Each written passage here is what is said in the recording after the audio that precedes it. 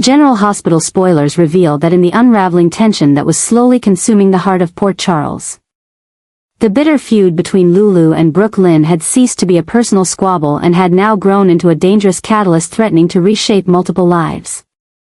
Most notably that of Giovanni, the young man unknowingly caught in the crossfire of secrets, betrayals, and shattered trust.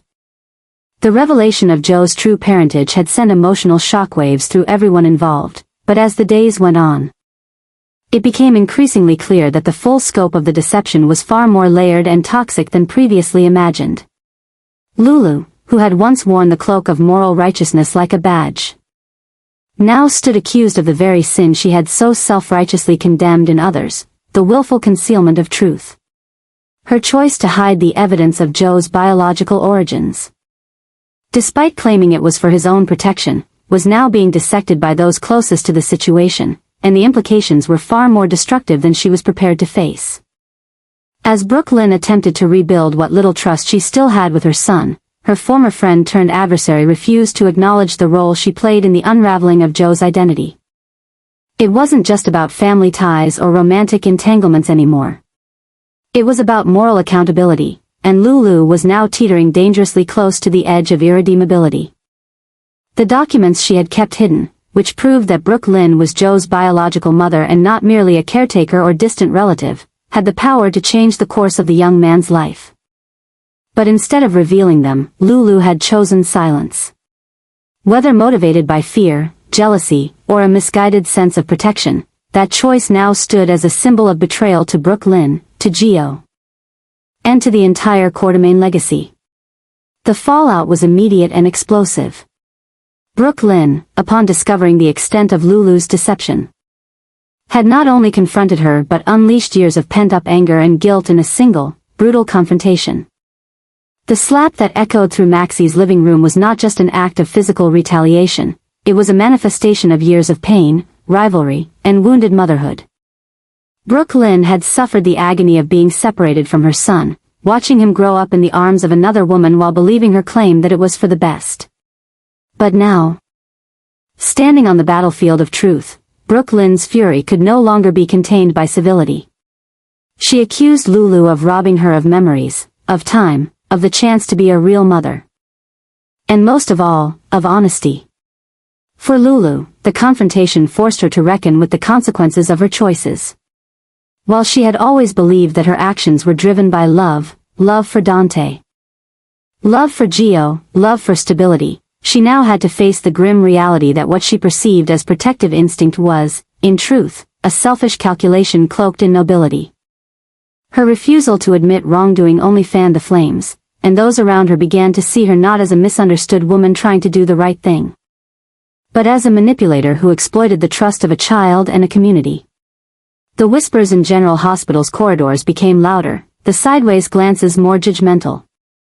And even those who had once stood by Lulu's side began to quietly retreat. What made the situation even more volatile was that Gio himself was now aware of the betrayal, not from Brook Lynn, who had tried to give him the truth as gently as possible, but from the very woman he had always considered his anchor. To Gio, the revelation came as a psychological earthquake. Everything he had believed about his past, his parents, and his place in the world had been shaken to its core. The confusion quickly gave way to anger, then sorrow, and finally detachment. He began distancing himself from Lulu, avoiding her calls, ignoring her attempts to reconcile, and instead drawing closer to Brook Lynn, not out of immediate acceptance, but out of a desperate need to find grounding in the person who had been denied the chance to be his mother. At the same time, Dante found himself caught between two women who both claimed to love his son but who had turned that love into a weapon against each other.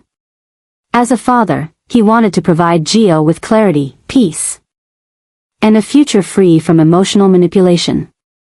As a former partner to Lulu, he felt betrayed, disillusioned by the woman he once believed incapable of cruelty. And as a man who had long struggled to balance duty and heart, Dante was now more uncertain than ever about where his loyalties should lie. The revelation that Lulu had known the truth for so long, and had done nothing, wounded him more deeply than he was willing to admit publicly. The scandal didn't stop at the familial level. Within the walls of General Hospital and the social elite of Port Charles, speculation and judgment swirled. The Quartermaines were reeling from the implications of Brook Lynn's re-entry into Joe's life not just as an aunt or cousin, but as a mother. Monica struggled to reconcile the silence of Lulu with the pain Brook Lynn had endured. Olivia, loyal to both Dante and her daughter-in-law, tried in vain to mediate a peace between the two. Maxie, who had engineered the fateful meeting in hopes of healing, was left horrified by the violence and regretful of her optimism. Yet, it was not just the past that loomed like a ghost over everyone's shoulders. It was the uncertain future. Would Gio accept Brook Lynn as his mother? Would he forgive Lulu? Could Dante repair the damage and give his son a sense of family amid the emotional ruins? And what of Brook Lynn? Could she truly step into the maternal role she had been denied for so long? Or had the opportunity passed her by entirely? The questions were as heavy as the silences between them. Even more troubling was the suggestion, quietly circulating through more cynical circles, that Lulu's concealment of the truth may not have been entirely accidental. Some believed she had deliberately sabotaged Brook Lynn's chance at motherhood in a calculated effort to maintain control over Dante and Joe's affections. Whether true or not, the mere suggestion painted Lulu in a light that was foreign to many who had long seen her as the town's moral compass. It forced everyone to reconsider the story they thought they knew, and the woman they thought they could trust. As Lulu retreated into self-imposed isolation, haunted by the consequences of her silence, Brook Lynn rose in visibility and strength. No longer the reckless singer who made questionable choices, she was now a mother fighting to reclaim her child, to reclaim her name, and to rewrite the story that had been written about her by others. Her voice, once overshadowed by scandal and impulsivity, had grown steady with conviction and clarity. She vowed to never again let her motherhood be defined by someone else's narrative. She would fight, for Gio, for her future, and for the truth. And so, Port Charles found itself in the throes of yet another emotional tempest. As the city's residents braced for the next wave of revelations and confrontations, one thing had become painfully clear. The truth, once buried, always finds a way to the surface. And when it does not ask for permission, it demands reckoning. Lulu's simmering resentment was no longer a quiet undercurrent, it was erupting into full-blown confrontation. Her pointed challenges against Brook Lynn were not just emotional jabs. They were strategic declarations in what had now become a psychological war for influence over Gio. Lulu was no longer content to be the woman watching from the sidelines. No longer the caretaker who was brushed aside once biological truths emerged. She had become the firestorm in a battle that had everything to do with control, history, and the future of a boy who had already suffered more than most his age. Her fury over Brook Lynn's secret, concealing Joe's true paternity and controlling the narrative of his identity, had evolved into something darker, obsession. With each passing day, Lulu's public and private statements grew more combative.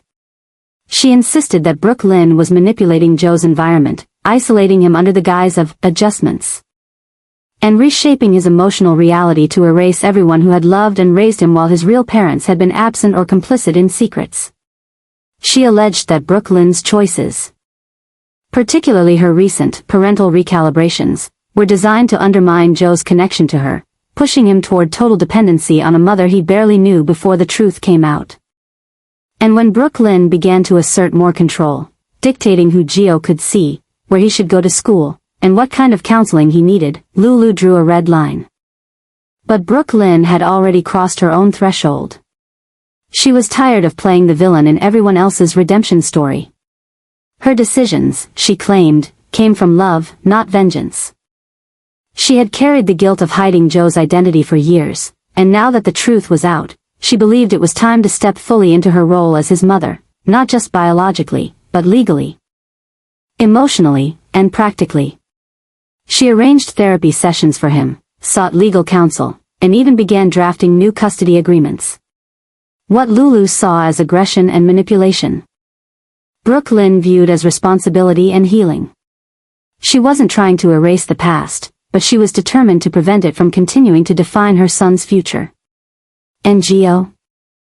He was caught in the middle, pulled by forces he didn't know how to navigate. He saw the anguish in Lulu's eyes, the desperation behind her increasingly sharp words. He heard the tremble in Brook Lynn's voice when she explained why he couldn't see Lulu for a little while. He felt the crushing weight of becoming the battleground for two women who loved him in different ways, but with equal ferocity.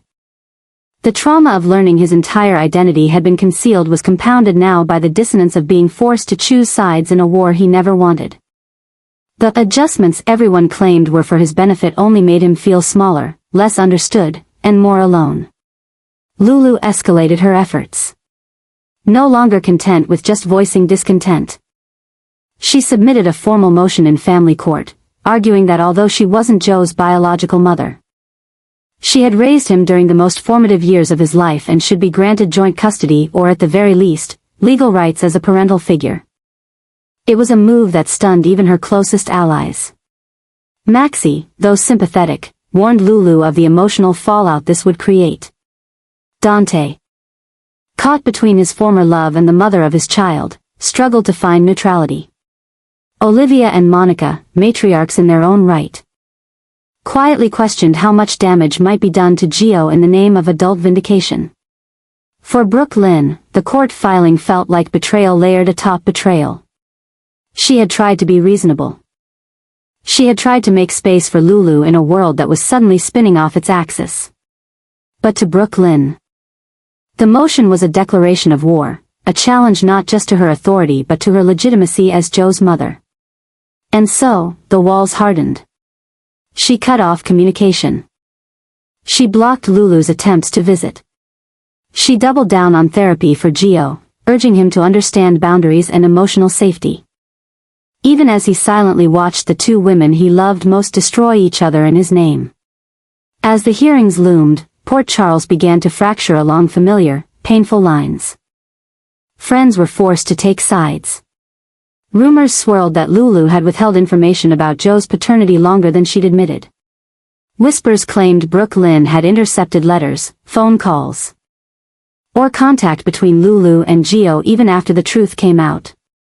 The community watched, horrified, as two mothers, one by blood, one by bond, tore at each other with increasing desperation. And through it all, Joe's silence became the loudest cry of all. Then came the moment that would change everything. During a tense therapy session, Gio admitted something neither woman was ready to hear. He didn't want to live with either of them. He wanted peace. He wanted to be somewhere where he could breathe without feeling the pressure of choosing sides, where his memories weren't used as weapons in legal affidavits. And his name wasn't spoken with pity or political calculation. His words devastated both women, but they were also a mirror, reflecting the cost of their unchecked war. And so, the question now isn't just who will win in court.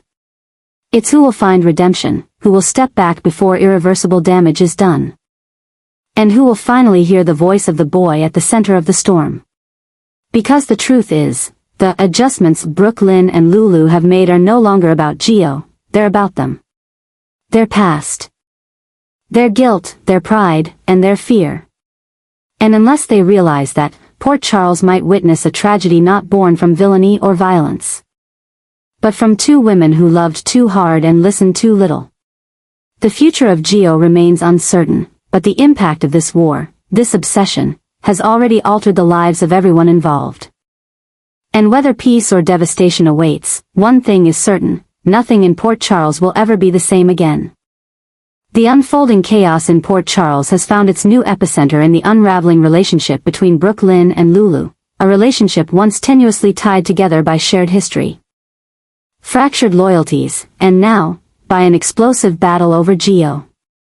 What was once veiled in secrecy has erupted into a visible war marked by emotional manipulation, psychological warfare, and a series of calculated adjustments that threaten to rewrite every notion of motherhood, trust, and familial identity. At the heart of this storm lies Brook Lynn. A woman once guided by guilt and desperation, now driven by purpose and unrelenting belief in her right to shape Joe's future. Her recent actions reflect not only a mother's need for control but also a deeply rooted fear that Lulu, through her emotional bond with Gio and her steady influence over the boy's upbringing, may ultimately supplant the very connection Brook Lynn is fighting to build. To combat this, Brook Lynn has made a series of strategic adjustments to her life, her parenting approach, and her relationship with Gio.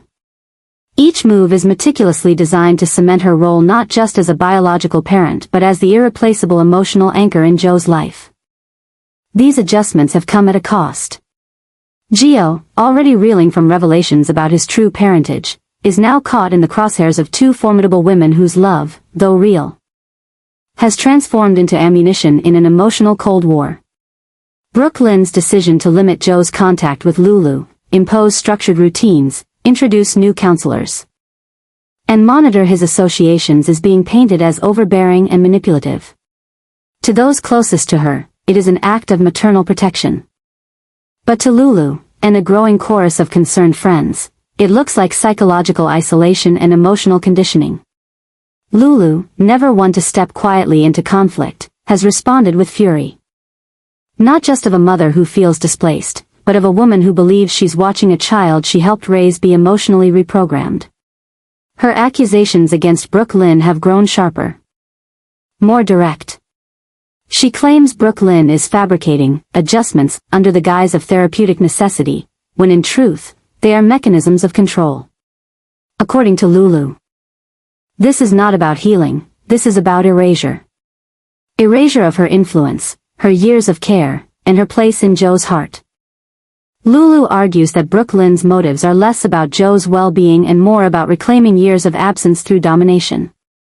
What makes this conflict particularly volatile is the recent revelation that Lulu may have sat on evidence concerning Joe's true parentage, perhaps not maliciously, but certainly willfully.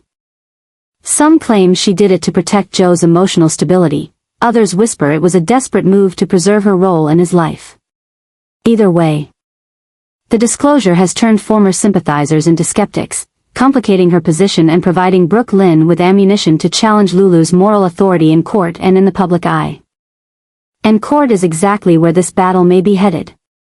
Brook Lynn has been seen consulting with legal professionals, collecting testimonies from school administrators, therapists, and even Dante himself, who finds himself painfully caught between two women whose love for Gio is being wielded like a sword. Rumors swirl that Brook Lynn may seek to eliminate Lulu's custodial access entirely, citing the concealment of truth and emotional manipulation as grounds. Lulu, in turn, has threatened to reveal every detail of Brook Lynn's past, her years of denial, her silence, her choices that kept Gio in the dark. But this isn't just a legal battle.